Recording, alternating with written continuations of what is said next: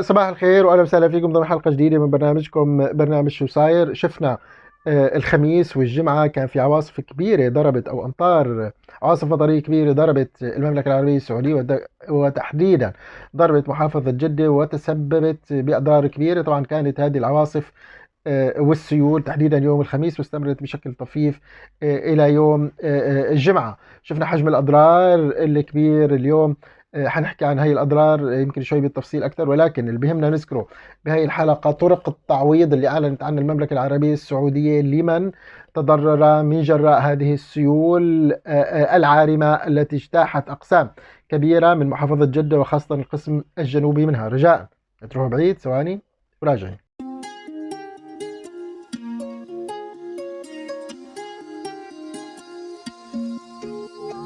اهلا وسهلا فيكم مره ثانيه. اذا كنت او كنتي للمره الاولى عم بتشوفوا هذه القناه او عم بتشوفوا هذا البرنامج لحد هلا ما اشتركت بالقناه، فلا تنسى تشترك بالقناه، تفعل زر الجرس، واكيد تعمل لايك على الفيديو اذا عجبك.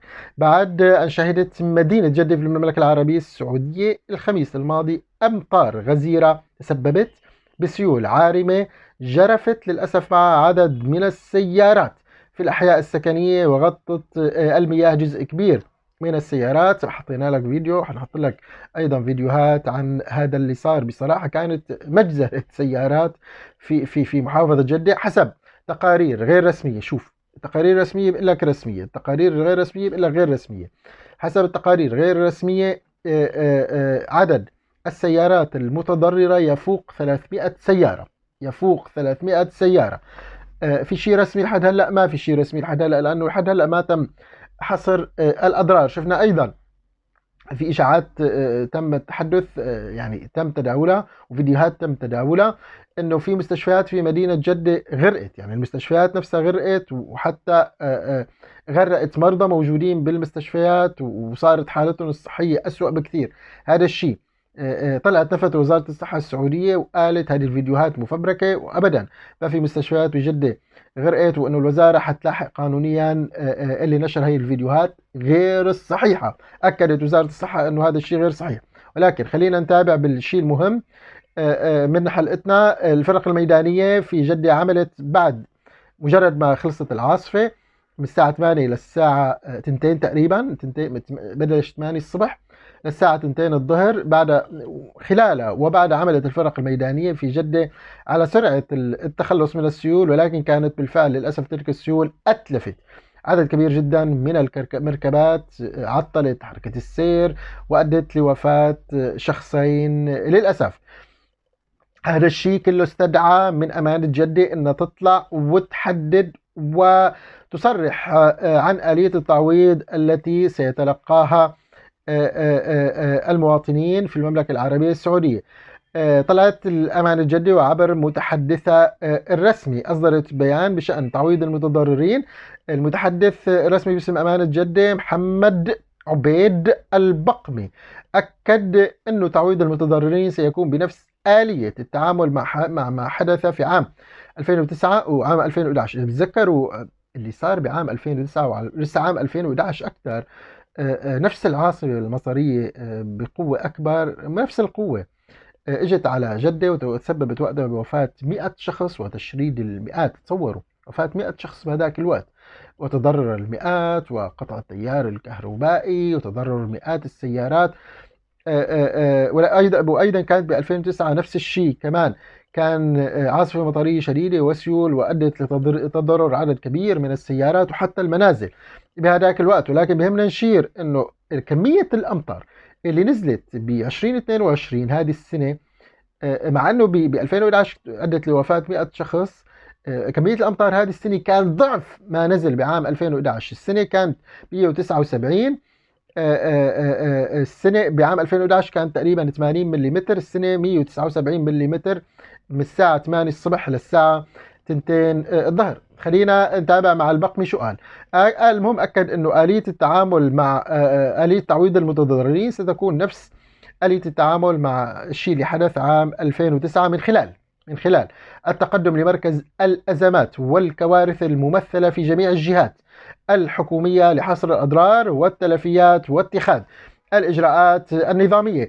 البقمي أوضح أنه يحق للمتضررين من الأمطار الحصول على التعويض عبر التأمين. احنا بنعرف في تأمين على السيارات، بس بتنوع التأمين، في تأمين شامل غير شامل، تأمين ضد الحوادث ضد الكوارث. المهم البقمي أكد أنه يحق للمتضررين الحصول على التعويض عبر التأمين إذا كان شاملا التعويض عن الكوارث الطبيعية أو ضرر الأمطار والسيول، فيك تاخذ تعويضك مباشرة من شركة التأمين.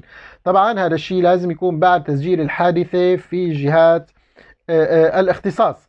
طبعا تعتمد لجان تعويض المتضررين من الكوارث الطبيعية من الدولة تعتمد، وذلك بموجب نص المادة 27 من النظام الأساسي للحكم في المملكة العربية السعودية، التي نصت على ما يلي: تكفل الدولة حق المواطن وأسرته في حالة الطوارئ وما حدث بحالة طوارئ في المملكة العربية السعودية وتحديدا في محافظة جدة، حيث تم تشكيل لجان ترأسها إمارة المنطقة، وهون أكيد نحن عم نحكي عن إمارة منطقة مكة، لحصر الأضرار واستقبال طلبات المتضررين والرفع بها لوزارة المالية بعد إثباتها عن طريق الجهات المعنية. للأمانة هذه الأضرار وهذه التعويضات حسب ما بعرف هي من حق المواطنين السعوديين فقط. نحن بنعرف في مقيمين أيضا تضرروا، يعني وافدين أو مقيمين في المملكة العربية السعودية تضرروا أكيد وفي لهم سيارات متضررة، ولكن هل هذه الآلية تشمل المقيمين في المملكة؟ هي أكيد تشمل المواطنين السعوديين، ولكن هل تشمل المقيمين؟ بصراحة ما بعرف. عم بدي أحاول بعثت أسأل لنتأكد، ولكن على الأغلب هي فقط تشمل المواطنين السعوديين، ولكن أكيد المقيمين في المملكة العربية السعودية أغلبهم مسجلين تعويض، بيكون عفوا تأمين لسياراتهم ضد السيول والأمطار ضد الكوارث الطبيعية. هدول فيهم بسهولة من دون ما يروحوا على المؤسسات الحكومية السعودية مشان يطلبوا تعويض، فيهم يطلبوا تعويضهم من شركة التأمين. وفي حال ما استجابت شركة التأمين فيك تشتكي مباشرة لجهات الاختصاص بالمملكة العربية السعودية على أنه شركة التأمين ما رضت تعوضك. بس الأهم كون مسجل هذا الحادث، تسجله بالجهات الرسمية المختصة، يعني أضرار سيارتك تصورها وتسجلها، يعني تعمل محضر بمقسم الشرطة أو بمخفر الشرطة لتأكد ما حدث للسيارة، وبعدين بتروح لشركة التأمين. وإذا حسب يعني شفنا في أخبار إذا شركة التأمين عندت معك بتروح تشتكي عليها مباشرة. بهمني أقول أنه دعا كان المركز الوطني للأرصاد في المملكة العربية السعودية أعلن يوم الجمعة عن انتهاء الحالة المطرية التي شهدتها محافظة جدة.